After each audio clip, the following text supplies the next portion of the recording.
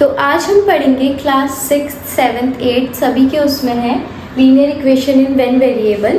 थोड़ा level high है but class 6 में भी है, 7th में भी है, 8th में भी है।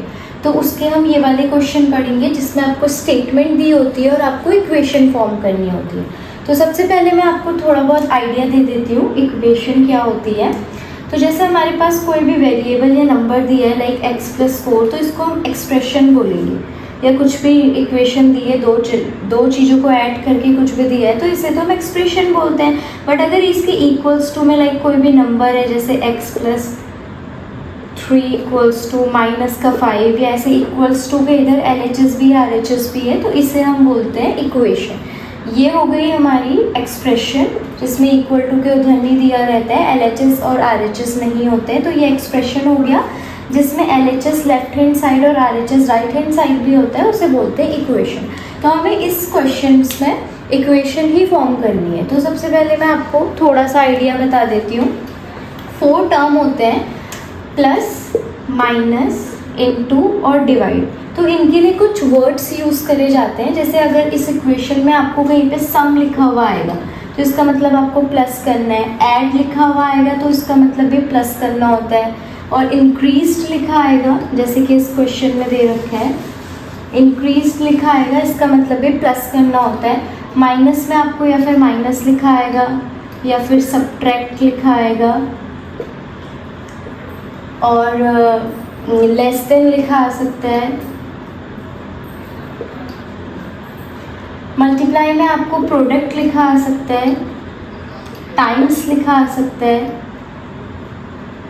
और भी चीज़ें होती हैं, मैं क्वेश्चन के साथ साथ आपको बताऊंगी। डिवाइड में आपको 1/4, 1/3 ऐसे लिखा आ सकता है या डिवाइड लिखा आ सकता है डायरेक्ट। तो ये चीज़ें आपको याद करनी है। वैसे नेम से ही पता चल जा रहा है। सम, ऐड, इंक्रीज करना यानी कि बढ़ाना तो प्लस करेंगे। माइनस, सब्ट्रैक्ट तो नाम ही होते हैं इसके। लेस देन यानी कि कम करना है, इसमें मोर देन भी बोला जाता है किसी में। तो ये सारी चीज़ें आपको क्वेश्चन के साथ साथ क्लियर हो जाएंगी। तो अब हम डायरेक्ट स्टार्ट करते हैं question. So first question is a number x is increased by 7 is 15। तो आपको बोल रखा है एक और इसमें होता है इक्वल टू का, क्योंकि हम इक्वेशन लिख रहे हैं तो इक्वेशन में LHS के बाद RHS के इक्वल लगता है। तो इक्वल के लिए आपको इज बोला होता है या फिर गिव्स बोला होता है या विल गेट, आपको क्या मिलेगा बोला होता है। तो ये इक्वल टू का होता है। तो आप साइड में इसे नोट कर लेना, 4 जो भी मैंने इरेज करे और ये 5th वाला। तो यहाँ पे बोला है a number x is increased. एक नंबर है x, एक नंबर है x, वो इंक्रीज्ड हो रहा है। इंक्रीज्ड यानी कि बढ़ रहा है। अभी मैंने आपको बताया बढ़ेगा तो बढ़ने के लिए प्लस का साइन लगाते हैं। बाय 7 कितना बढ़ रहा है? 7 से बढ़ रहा है। तो एक नंबर 7 ऐड हो रहा है, उसमें बढ़ रहा है। और कितना दे रहा है आपको? अभी मैंने बताया था कि इक्वल टू को इस बोलते हैं। तो कितना आपको नंबर मिल रहा है? 50।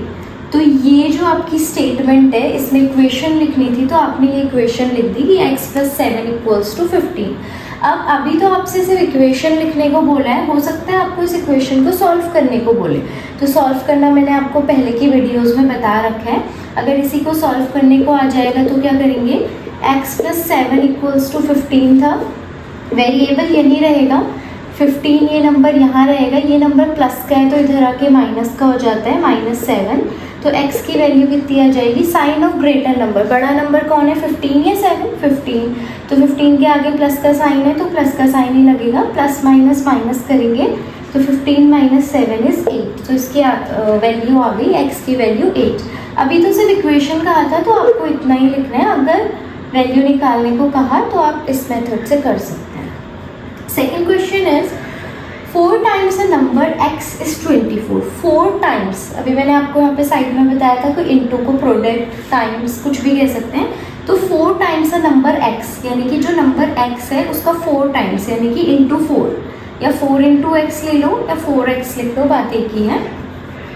4 टाइम्स है एक नंबर x का, वो कितना आंसर आ रहा है? इस 24। अभी इसका मैंने आपको बताया था इस मतलब होता है इक्वल टू, तो इस कितना आ रहा है? 24। तो ये हो गई आपकी इक्वेशन। अगर आपको इसे सॉल्व करने के लिए बोलेंगे तो x की वैल्यू निकालेंगे। x की वैल्यू कितनी आ जाएगी? वेरिएबल यही रहेगा। जो चीज़ मल्टीप्लाई में होता है, पहले की वीडियोज़ में मैंने आपको बताया है जो मल्टीप्लाई में होता है वो इक्वल के इधर जाके डिवाइड में बन जाता है। तो x की वैल्यू 24, ये 4 कहाँ चला जाएगा इसके डिवाइड में, 4 फिर इसे डिवाइड कर दो, 4 1 ज़ा 4, 4 6 जा 24, तो x की वैल्यू आ गई आपकी 6। इक्वेशन बोला है तो अभी आप इतना ही करोगे, अगर सॉल्व करने को आता है तो आप आगे सॉल्व कर सकते हो। Thank you.